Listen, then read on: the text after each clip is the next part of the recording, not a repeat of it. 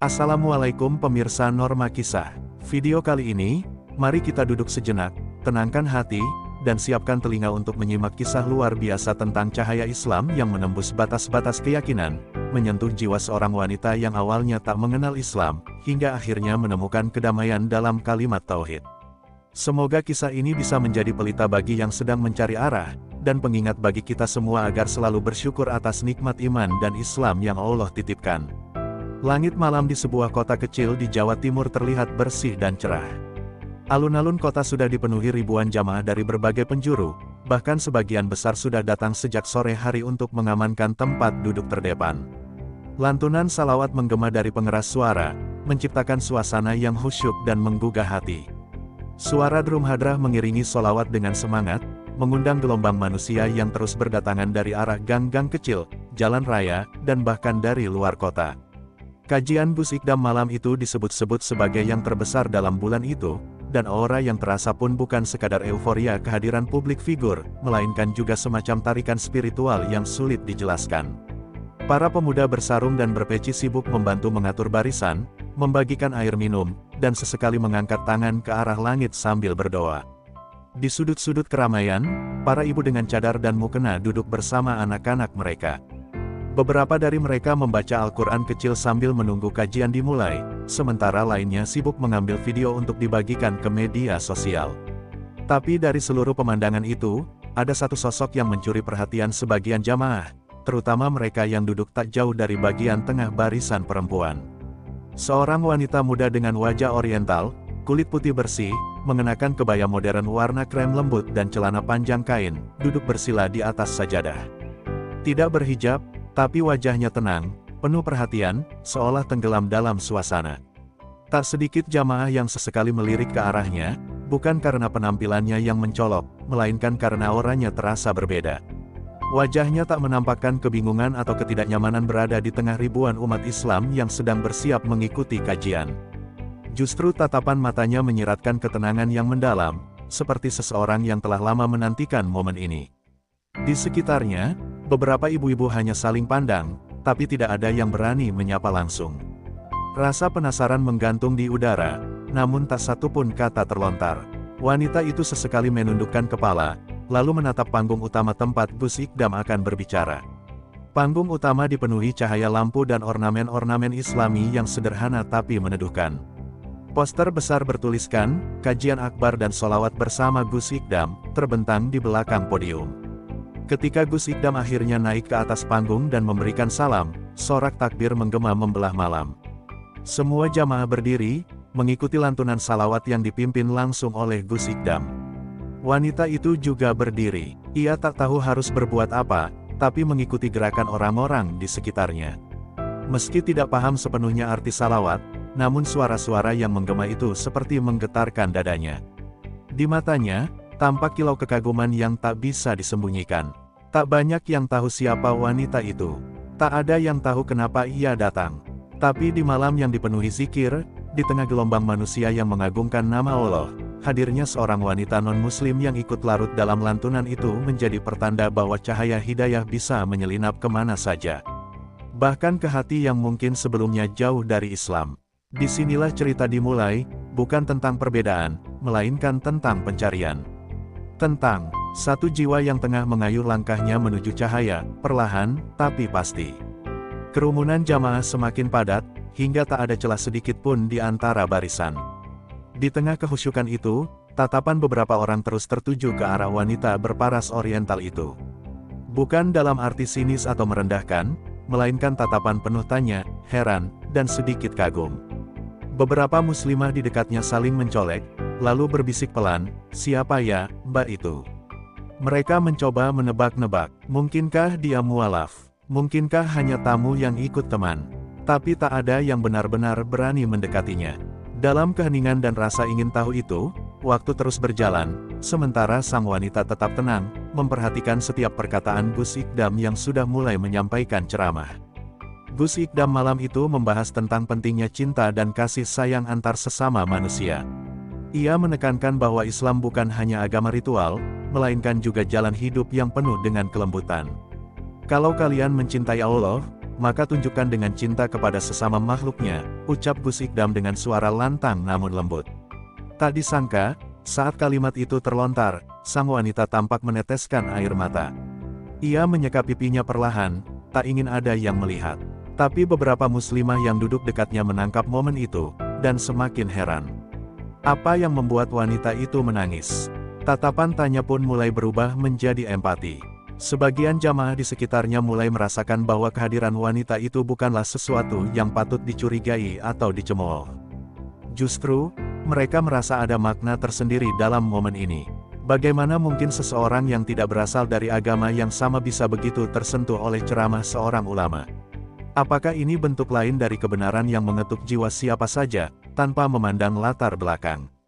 Gus Ikdam sendiri belum menyadari keberadaan wanita itu, tapi apa yang ia ucapkan malam itu seperti ditujukan langsung kepadanya. Di tengah suasana batin yang bergelombang, wanita itu memejamkan mata, membiarkan kata-kata yang dilantunkan oleh Gus Ikdam meresap ke dalam dirinya. Ia tak memahami semua istilah Arab yang diucapkan, tapi intinya sampai. Kalimat-kalimat yang membicarakan cinta, keikhlasan, dan pengampunan membuat hatinya terenyuh. Selama ini, ia memandang agama sebagai sesuatu yang kaku dan penuh batas. Tapi malam itu, untuk pertama kalinya, ia melihat sisi agama yang begitu hangat, seperti pelukan seorang ibu yang lama ia rindukan. Ia mulai berpikir bahwa mungkin, kedatangannya ke kajian ini bukanlah kebetulan belaka. Sementara itu, para panitia kajian yang melihat ada perbedaan penampilan wanita itu sempat berdiskusi secara diam-diam. Mereka tidak ingin menimbulkan kegaduhan atau prasangka buruk. Salah seorang panitia sempat ingin menghampiri untuk menanyakan keperluannya, tapi urung dilakukan. Mereka sepakat untuk membiarkannya. Mungkin dia sedang mencari, ujar seorang santri muda yang menjadi bagian tim keamanan. Kalimat sederhana itu menenangkan semua, karena siapapun yang datang ke majelis ilmu, selama tidak mengganggu, adalah tamu Allah. Dan tamu Allah, sepantasnya diperlakukan dengan baik. Setelah kajian usai, jamaah perlahan-lahan mulai membubarkan diri. Namun sebagian tetap bertahan di tempat, menunggu giliran untuk bersalaman atau sekadar mengambil foto dari kejauhan. Meilin, wanita yang mencuri perhatian itu, masih duduk di tempatnya. Ia menatap langit malam yang dipenuhi cahaya dari lampu panggung dan bintang-bintang yang malu-malu menampakkan diri. Beberapa perempuan di dekatnya mulai berani tersenyum kepadanya. Salah satu dari mereka bahkan memberanikan diri bertanya dengan halus, "Mbak dari mana?" Meilin menoleh pelan dan menjawab, "Saya dari Surabaya." Jawabannya sederhana, tapi cukup membuat lawan bicaranya semakin tertarik. Dalam percakapan singkat itu, terungkap bahwa nama wanita itu adalah Meilin. Ia adalah keturunan Tionghoa yang lahir dan besar di keluarga penganut ajaran Buddha. Ayah dan ibunya masih aktif beribadah di vihara setiap pekan. Namun, sejak kecil, Meilin sering merasa ada kehampaan dalam dirinya. Ia bukan tidak bersyukur atas didikan keluarganya, tapi ada ruang kosong yang belum pernah terisi. Ia tumbuh menjadi wanita yang aktif, cerdas, dan terbuka terhadap berbagai budaya. Saat dewasa, ia mulai tertarik membaca literatur berbagai agama. Suatu hari, ia tanpa sengaja menemukan potongan ceramah Gus Ikdam di YouTube. Ceramah itu membahas soal kesederhanaan hidup dan pentingnya menjaga hati. Ada sesuatu dalam suara Gus Ikdam yang membuatnya tenang. Ia menonton lagi video-video lainnya, hingga akhirnya mulai mengikuti siaran langsung kajian-kajian beliau. Ia merasa ada daya tarik yang tidak bisa dijelaskan. Saat melihat poster kajian akbar di Jawa Timur, ia memutuskan untuk datang langsung. Ia tak tahu harus berpakaian seperti apa, tapi ia memilih baju yang menurutnya sopan dan rapi. Ia tidak datang dengan niat untuk pindah agama, hanya ingin tahu lebih dalam, dan mencari jawaban atas kekosongan hatinya. Ketika mendengar cerita Meilin, beberapa muslimah yang mendengarkannya terdiam. Mereka tidak menyangka bahwa wanita yang semula tampak asing itu ternyata memiliki niat yang begitu mulia, mencari kebenaran dengan tulus. Salah satu dari mereka berkata pelan, "Mbak, Allah pasti lihat ketulusan hati sampean." Meilin tersenyum. Ia belum terbiasa dengan sapaan semacam itu, tapi hatinya hangat. Untuk pertama kalinya, ia merasakan bahwa perbedaan keyakinan bukanlah jurang pemisah, melainkan jembatan menuju pemahaman yang lebih luas dan dalam. Malam itu, sebelum beranjak pulang, Meilin memandangi kembali panggung tempat Gus Ikdam berdiri. Suasana sudah jauh lebih lengang, tapi bayangan Gus Ikdam dan kata-katanya terus terngiang di telinganya. Ia menunduk pelan dan berbisik dalam hati, "Tuhan, jika memang ada jalan-Mu di sini, tunjukkan padaku." Ia lalu berjalan menuju parkiran, meninggalkan alun-alun dengan langkah pelan namun pasti. Tidak ada pelukan, tidak ada salam perpisahan. Tapi ada harapan baru yang tumbuh dalam dadanya. Harapan untuk menemukan sesuatu yang selama ini hilang. Beberapa hari setelah kajian, Meilin kembali ke rutinitasnya di Surabaya. Ia bekerja di sebuah toko buku milik pamannya, tempat yang sunyi tapi penuh bacaan. Di sela waktu kosong, ia membaca ulang catatan kecil yang ia tulis malam itu. Beberapa kata dari ceramah Gus Ikdam ia tulis dengan pensil di kertas sobekan majalah. "Cinta adalah bahasa yang dikenali semua hati, Tuhan tak pernah jauh dari orang yang tulus." Kalimat itu terus menggema dalam pikirannya. Ia mulai mencari tahu lebih dalam tentang Islam, tidak lagi hanya lewat YouTube, tapi juga dengan membeli buku-buku pengantar Islam yang ringan dibaca. Meilin mulai merasakan perubahan kecil dalam dirinya. Ia menjadi lebih sabar, lebih sering merenung, dan mulai merasa bahwa segala sesuatu yang terjadi akhir-akhir ini adalah bagian dari perjalanan spiritualnya. Ia masih rutin ke vihara bersama orang tuanya, tapi dalam hati, ia mulai membandingkan ketenangan yang ia rasakan saat mendengar ceramah Gus Ikdam. Ia tahu ia sedang berada dalam pencarian, dan pencarian itu kadang menakutkan. Tapi ia tidak merasa sendiri. Setiap kali merasa bimbang, ia menonton kembali rekaman kajian malam itu. Suara Gus Ikdam seperti membimbingnya dari kejauhan. Suatu malam, Meilin bermimpi aneh. Ia berada di sebuah taman penuh cahaya, dan ada suara yang memanggilnya dari kejauhan. Ia berlari, tapi tak tahu siapa yang memanggil. Saat bangun, jantungnya berdebar kencang. Ia tak bisa menjelaskan arti mimpi itu, tapi ia merasa seperti ada yang ingin ia temukan.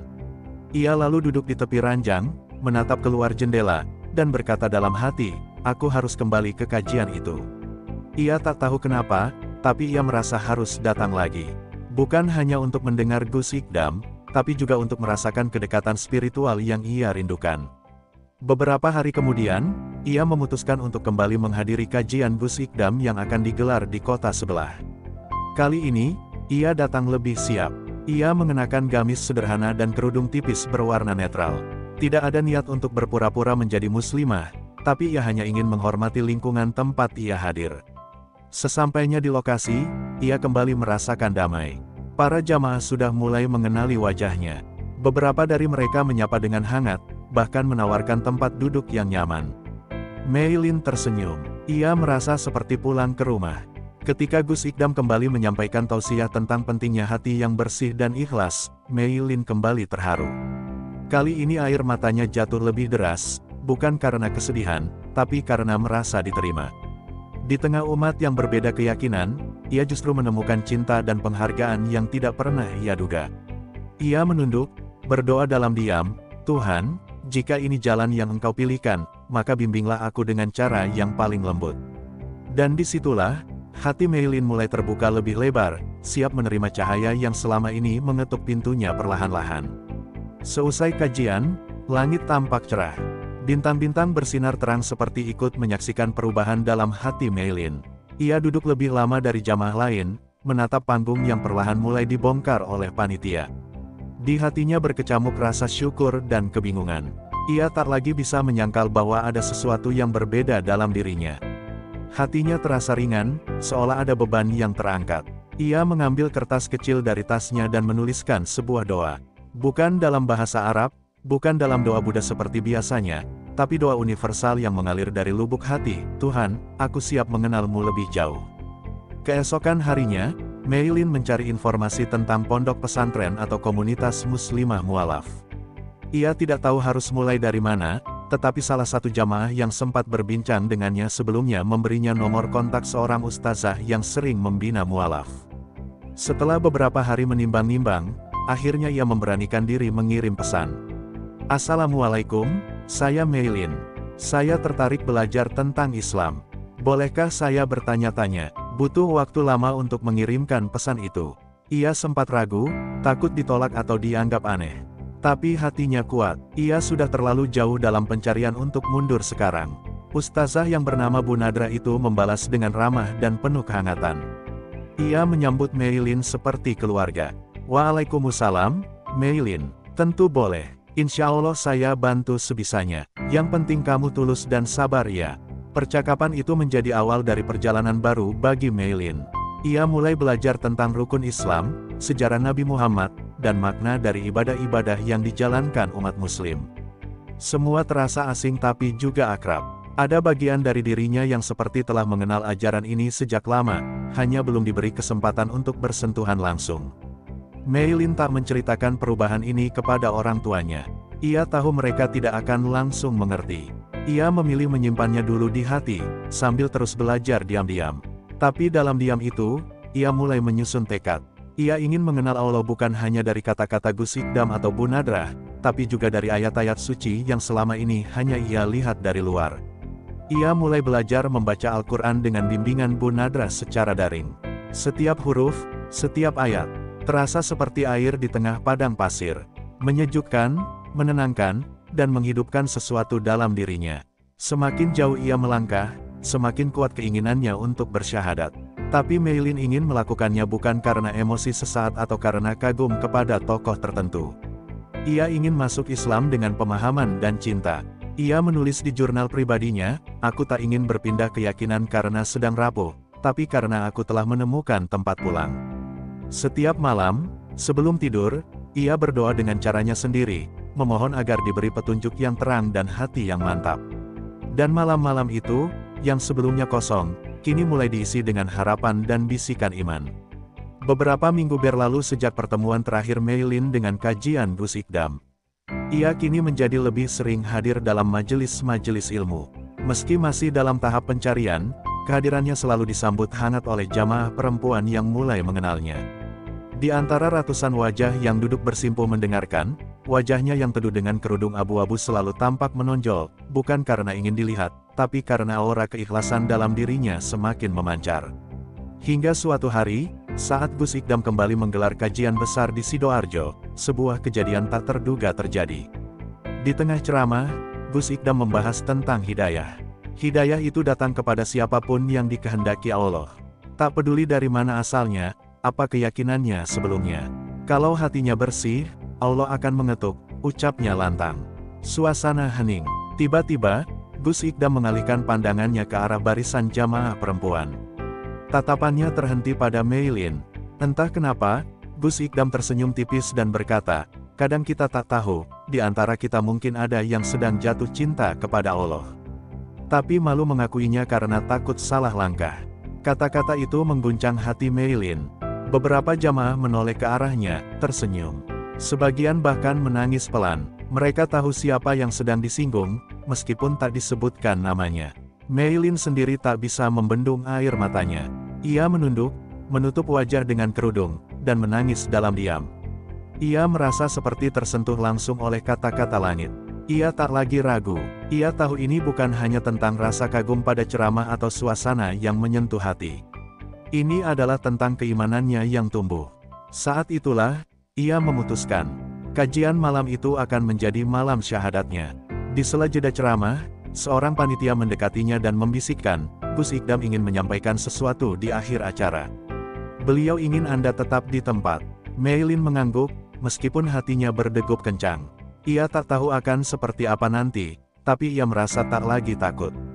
Ia merasa tenang, seolah sudah ada yang menuntunnya. Saat kajian berakhir, Gus Ikdam naik kembali ke panggung dan mengumumkan bahwa malam itu ada seorang tamu spesial yang ingin bersyahadat. Semua mata tertuju ke arah panggung. Beberapa orang menahan napas, menanti siapa yang dimaksud. Dengan langkah pelan, Meilin berdiri. Jamaah membuka jalan. Ia naik ke atas panggung dengan air mata yang tak henti mengalir. "Saya Meilin, dan malam ini, saya ingin bersaksi bahwa tidak ada Tuhan selain Allah, dan Muhammad adalah utusan Allah." Suara takbir menggema. Gus Ikdam mendekapnya seperti saudara yang telah lama hilang. Malam itu, panggung kajian bukan hanya tempat ilmu disampaikan, tapi tempat sebuah jiwa menemukan cahaya yang selama ini ia cari. Dan dalam pelukan umat yang baru ia kenal, Meilin tahu, ia telah pulang. Kabar tentang syahadatnya Meilin menyebar dengan cepat, terutama di kalangan jamaah dan komunitas muslimah yang mengenalnya. Banyak yang merasa haru, tak sedikit pula yang datang ke toko bukunya di Surabaya hanya untuk mengucapkan selamat. Ia merasa seperti bayi yang baru lahir, dengan dunia baru yang terbuka luas di hadapannya. Ia mulai mengenakan jilbab penuh waktu, bukan karena tekanan, tapi karena ingin menjaga identitas barunya dengan sepenuh hati. Namun di balik kebahagiaan itu, ada satu kegelisahan besar yang mulai menghampiri, bagaimana memberitahu orang tuanya. Selama ini, ia menyimpan semua perubahan itu dari ayah dan ibunya. Bukan karena ingin berbohong, tapi karena belum sanggup melihat kekecewaan di mata mereka. Ayahnya dikenal sebagai pria tegas, sementara ibunya begitu menjunjung tinggi tradisi keluarga. Mei Lin tahu, keputusannya akan dianggap sebagai pengkhianatan terhadap warisan leluhur. Namun ia juga sadar, bahwa hidup bukan hanya soal menyenangkan orang tua. Hidup juga tentang menemukan kebenaran yang diyakini dengan hati. Setelah berminggu-minggu menunda, akhirnya ia memutuskan untuk berbicara.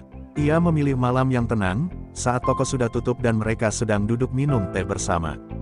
Dengan suara yang bergetar, ia berkata, "Papi, Mami, ada hal penting yang harus Mei Lin sampaikan."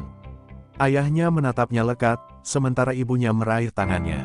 Lalu ia mengucapkan kalimat yang telah lama tertahan, "Mei Lin sudah masuk Islam." Tak ada suara selama beberapa detik. Lalu ayahnya meletakkan cangkir dengan keras. Ibunya menarik napas panjang. "Kamu sudah gila?" tanya ayahnya. Tapi Mei Lin tetap tenang. Ia tahu, badai itu pasti datang, tapi hatinya sudah bersandar pada ketetapan Tuhan. Perdebatan berlangsung lama. Air mata, kata-kata keras, bahkan ancaman untuk mengusirnya pun sempat terlontar. Tapi Mei Lin tetap bertahan. Ia tidak membela diri dengan marah, tapi dengan kelembutan.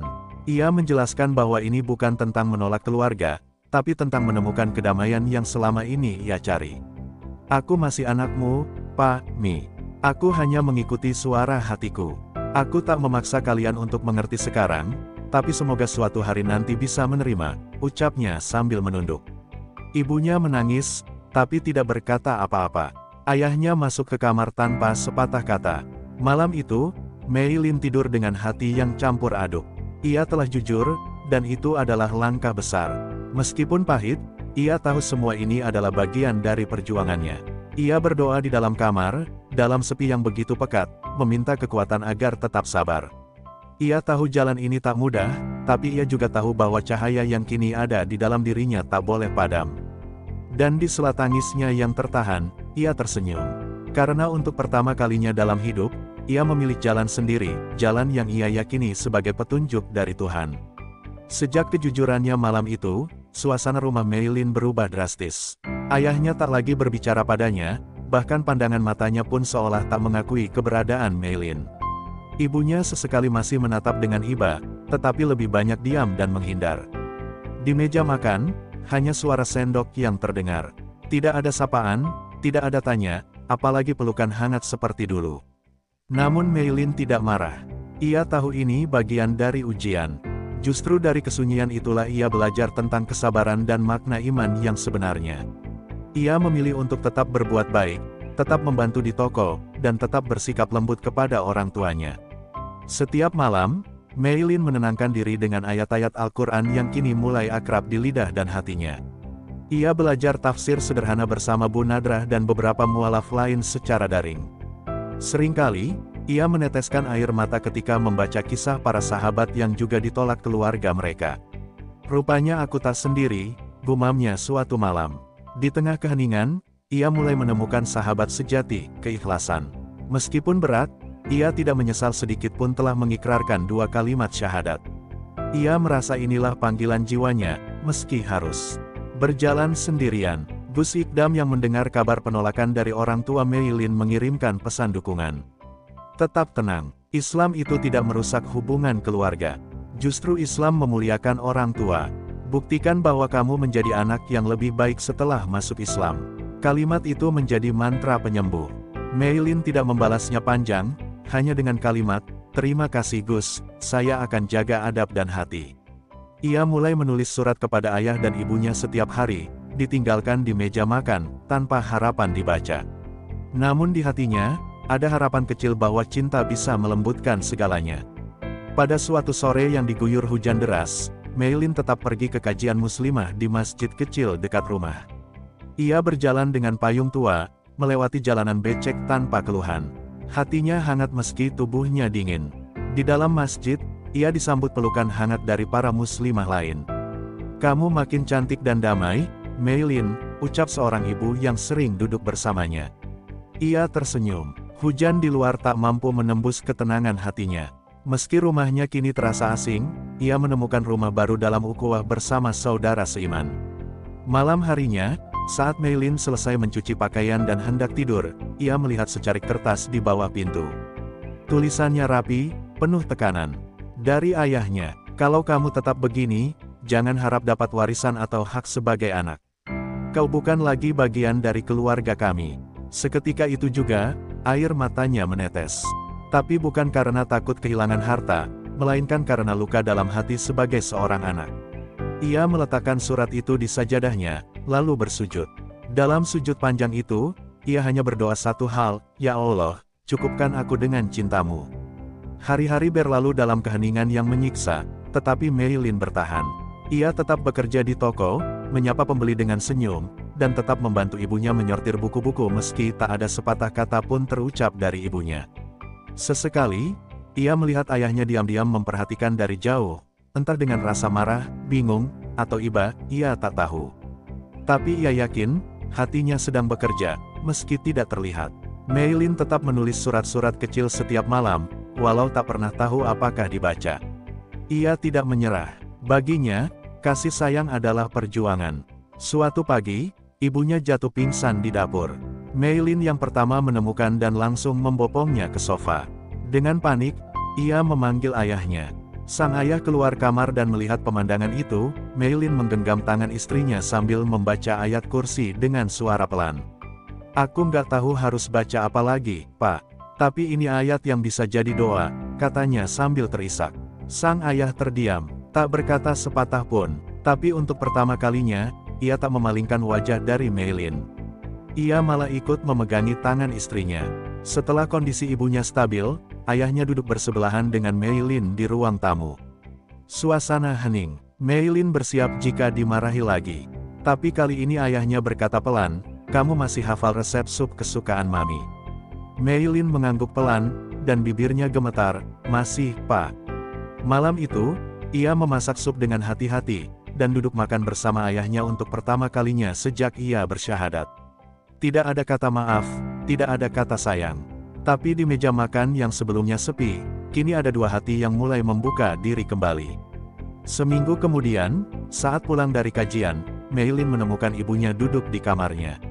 Mata sang ibu sembab, tetapi kali ini bukan karena marah. "Mami baca semua suratmu, setiap malam, dan Mami tahu, kamu makin lembut, makin penyayang. Kalau Tuhan yang kamu yakini bisa membuat kamu seperti ini," Mami mulai bertanya-tanya, "Mungkin Mami yang belum paham." Meilin menangis, dan memeluk ibunya erat. "Maafkan aku, Mi. Aku nggak pernah mau menyakiti Mami dan Papi. Aku hanya ingin tenang dan hidup dalam kebaikan." Pelukan itu adalah pelukan pertama setelah dinding panjang pemisah hati mereka runtuh.